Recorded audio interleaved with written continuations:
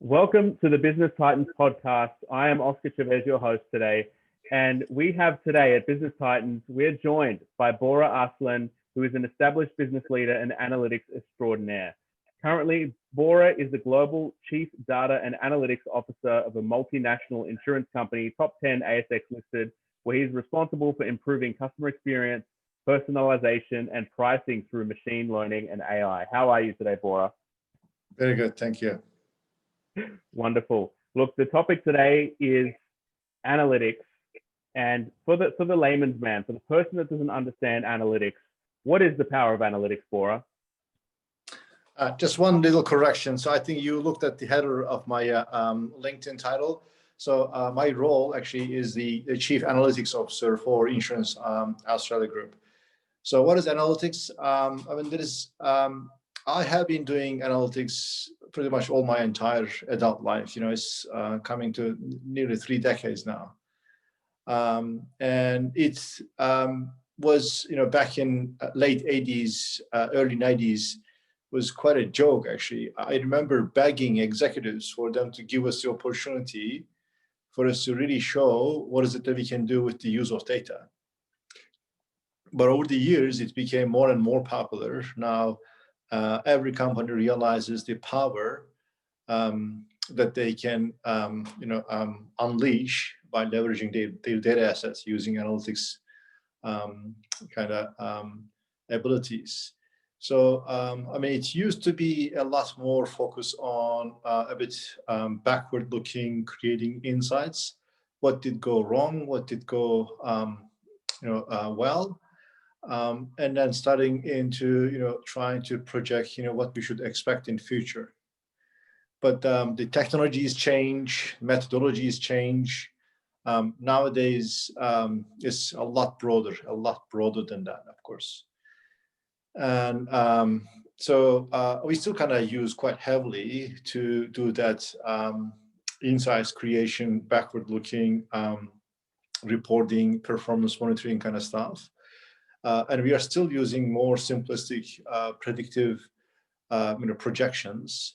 But nowadays, with the use of AI, so we're actually using advanced analytics to mimic human interactions. We are trying to understand intentions, and we're trying to basically, in business terms, we're trying to understand, customer needs and wants on the fly with the use of analytics. And I think this popularity and this overgrowing the ability of what analytics can do is going to continue quite a bit, if you will.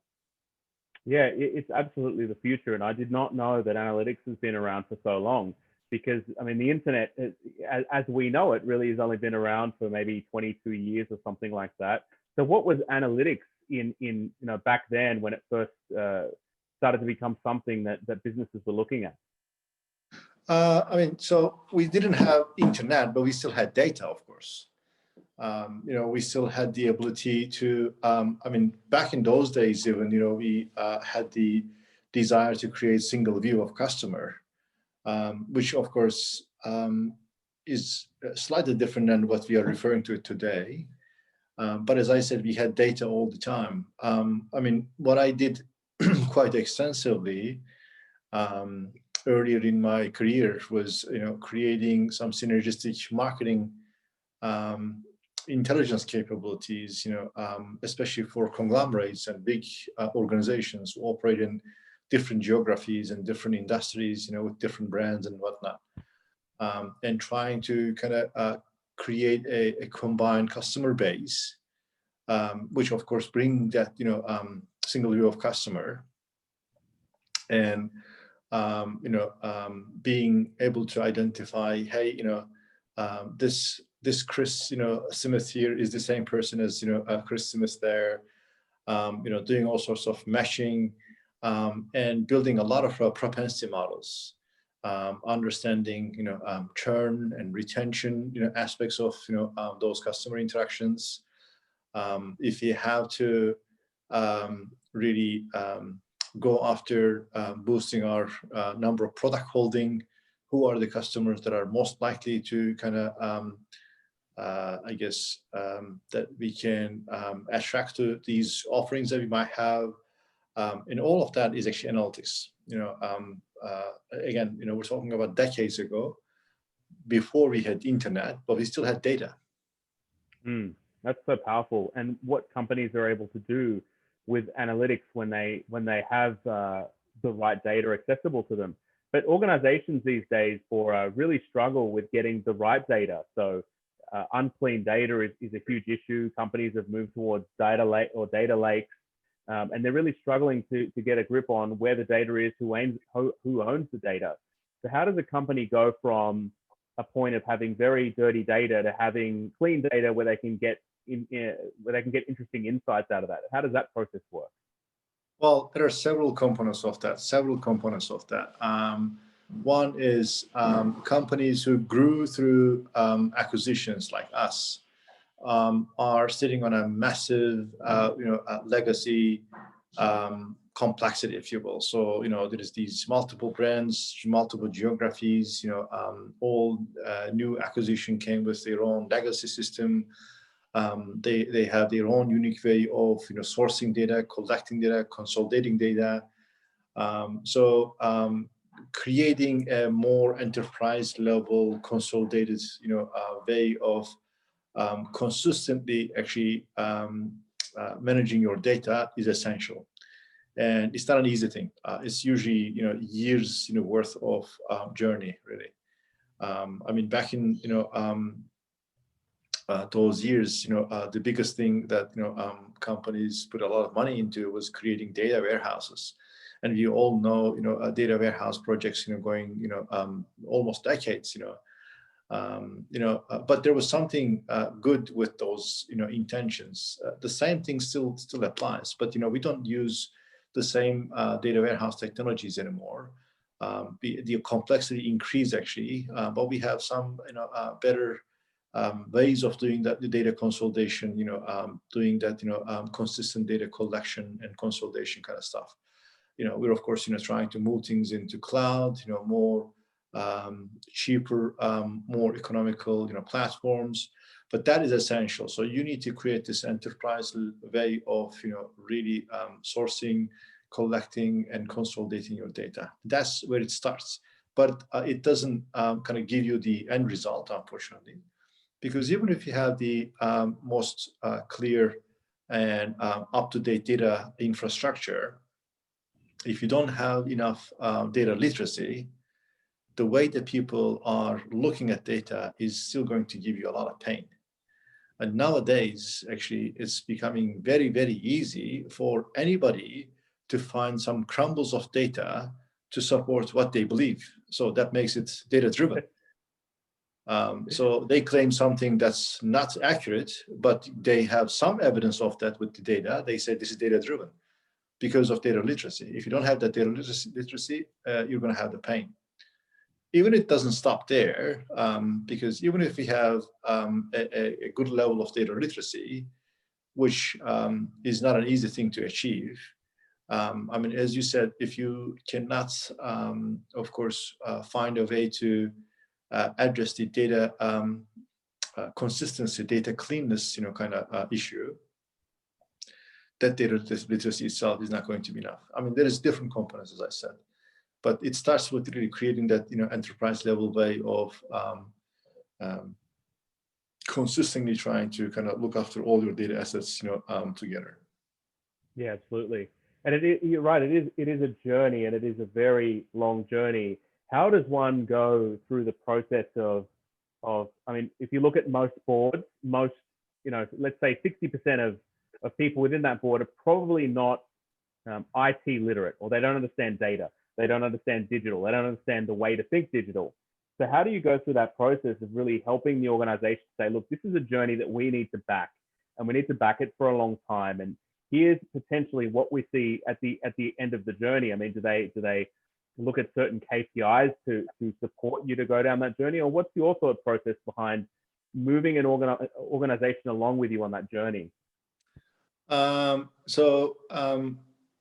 Even though I'm a PhD mathematician and very technical in nature of what I do, I put a lot of emphasis on the people aspects of what I do. So I talk a lot about culture, a lot.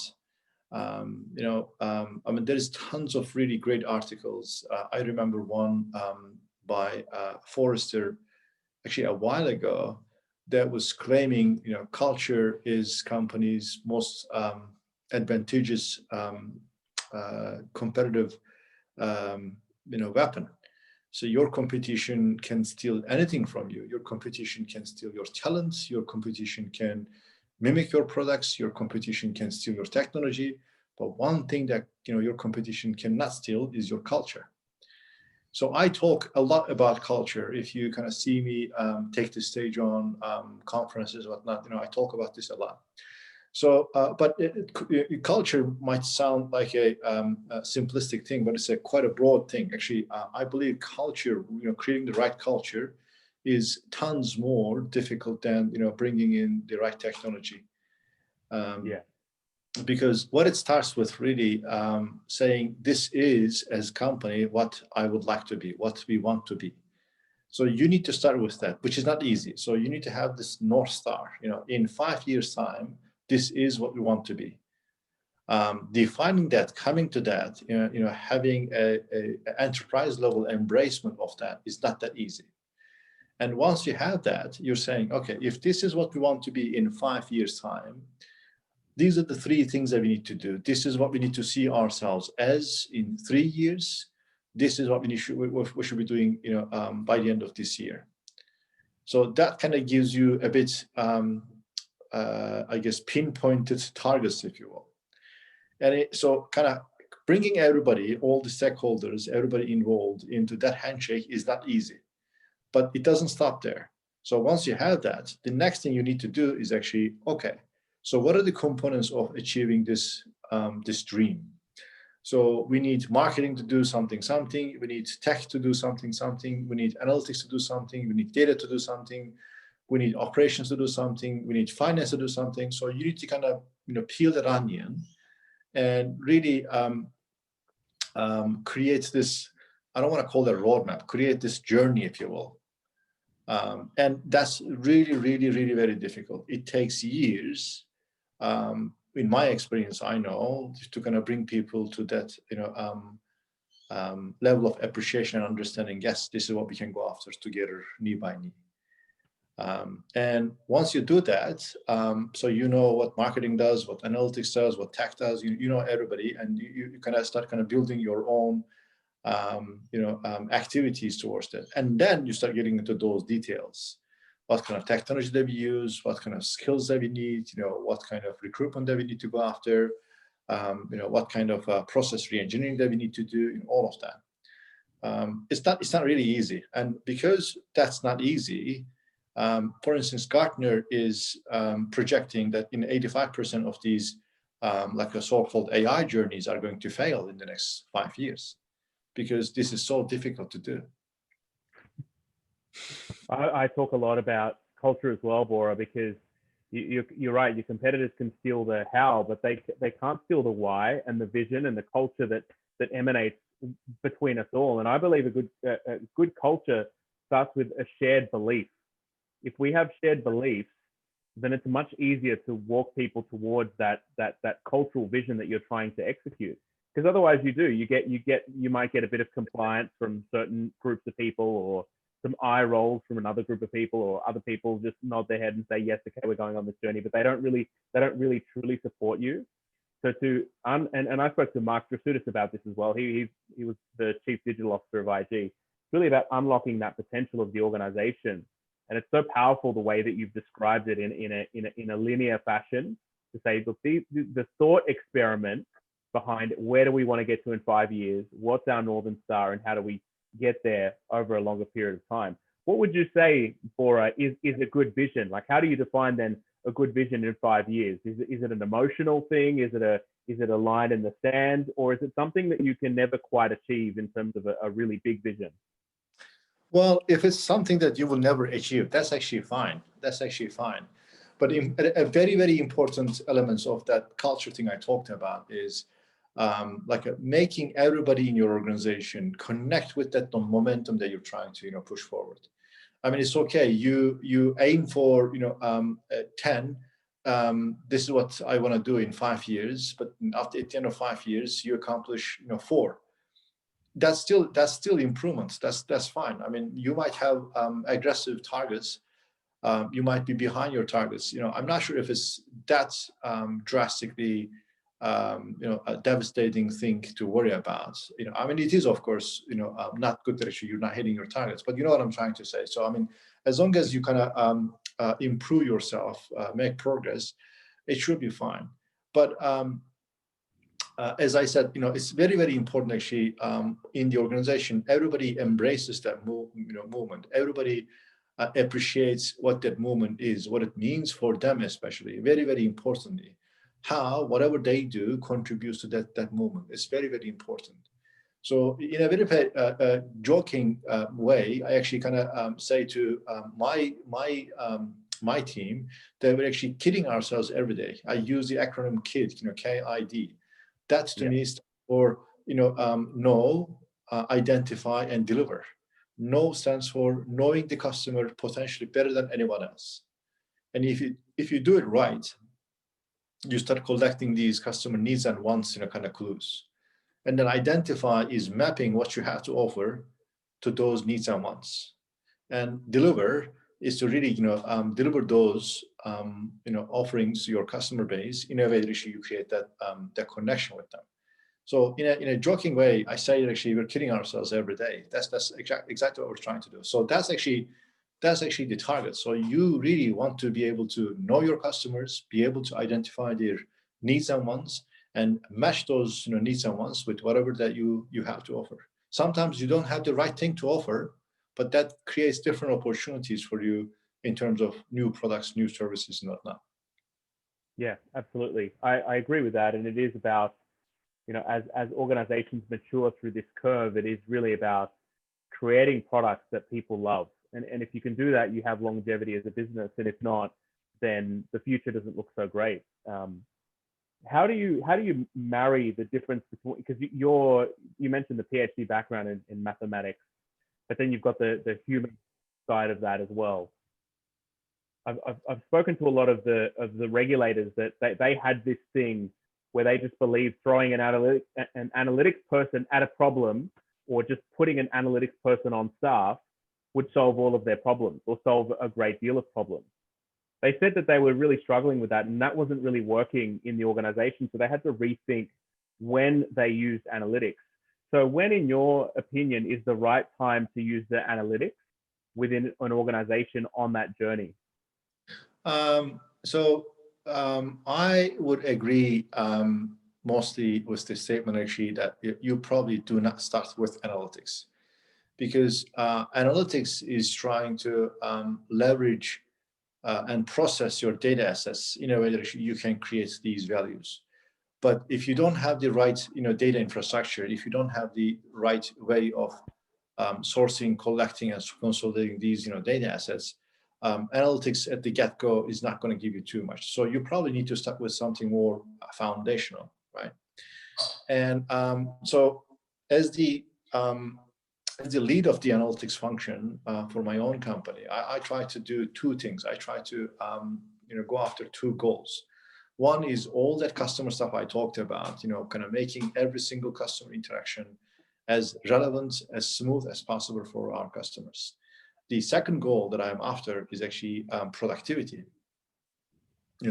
Making everything that we run, we operate as efficient as possible. How can we reduce the time spent on accomplishing a task? How can we increase the number of things that we accomplish in the same time window? How can we do the same thing using less resources? So that's productivity. So that's what I'm after as well. And sometimes I look at processes when I try to do some RPA, kind of intelligent automation kind of stuff. When I look at the process to be automated, I am saying the process itself is faulty. I mean, if you just automate this less than ideal, process, it's not going to give me that productivity that I'm after. So let's start with something, foundational, something more fundamental. Let's actually re-engineer the process first. So it's not always the starting point analytics, if you will. So yes, you do need a bit of a maturity to get the best value out of that, if you will. Yeah, I love the notion of productivity as well, because by and large, I think if you remove repetitive tasks from people, they become a lot happier. And part of this journey is not just creating happy customers, but if we have happy staff, then our customers should, by and large, be a lot happier by happier staff. And I think that's a natural progression of analytics. It's a really interesting way to put it as well. The industry talks a lot about reference data management and master data management. How does this integrate with what you're doing, Bora, and your history in analytics, and is it a powerful thing for organizations to have? Yeah, of course. So when you say master data management, the very first thing pops into my mind actually is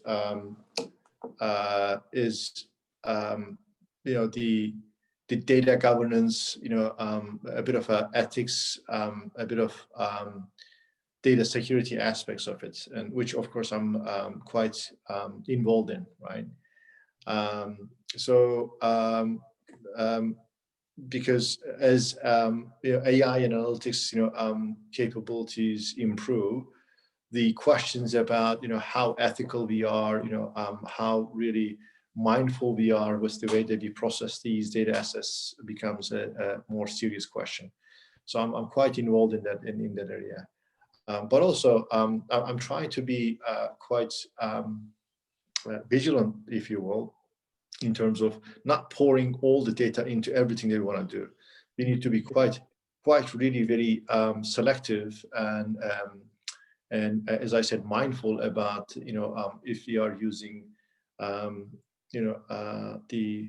the most adequate combination of data, because a lot of stuff that you want to do with advanced analytics capabilities do not really require any PII information, do not really require any questionable elements of that data actually. So you need to be quite careful about that. Yeah, absolutely. And it is a matter of, if you read some of the reports, so compliance is one of those things that we all need to deal with, right? And if you read some of the reports from CBA and the anti-money laundering cases that came up from Austrac, a CBA statement was, we thought we were compliant because of the amount of data that we were sending to the regulator. But it's not about the amount of data; it's about having the right quality of data. So I like that you've reflected on that and said, hey, it is about having the right data. It's about governing our data properly and making sure that it's secure as well. So it's a trend that's increasing as regulatory pressure evolves and gets bigger. That's certainly the trend that I've seen, that the regulatory landscape is getting much more aggressive in this space, and we need to be a bit smarter about the way that we handle our data. Would you say that that's accurate as well? Yes, of course. I mean, we're putting a lot of effort into all of that, if you will. So we actually are trying some new technologies, and the regulations are not really yet mature. So and the way the regulations work in that sense, in especially in this part of the planet, is that actually regulators are not necessarily giving us a to-do and check mark, list of things. They actually are saying, we need to be careful about this. You go do things, and then we'll tell you if you're doing the right thing or not. So it kind of forces you to be a lot more proactive than otherwise, if you will. Yeah, I mean, so we are quite careful, with everything actually, and we're trying to, of course, lower our risk tolerance, quite a bit as well, if you will. Yeah, absolutely, and that's true about the regulator as well. That it's not a hard laws, let's say, that you need to do certain things. It's more a bit more transparent, and requires the thought that we sit down and we think about regulation and how that impacts our business and how we're going to satisfy those regulations as well. One of the things that really interested me, Bora, on reading about you was talking about pricing strategy. So how does analytics help with pricing strategy? So so actually the pricing team is an extension of the analytics, remit anyway, because I mean, we actually have two groups of pricing people. One group of people are all commercial, the business aspects of pricing, but the other group of people are all technical pricing, we call them. So they're actuarial scientists. They're not too far from data scientists. And we actually are using quite heavy machine learning to look at the cost and risk elements of our pricing. I believe actually we are quite world class, with the way that we use machine learning for pricing, and the way that we do test and learn, the way that we look at price sensitivity. The price sensitivity is an interesting topic actually. The whole world is rethinking what's fair, what's not. A lot of the states in the US, came to ban the way they were doing price sensitivity. There is new rules on the radar for UK to change that as well.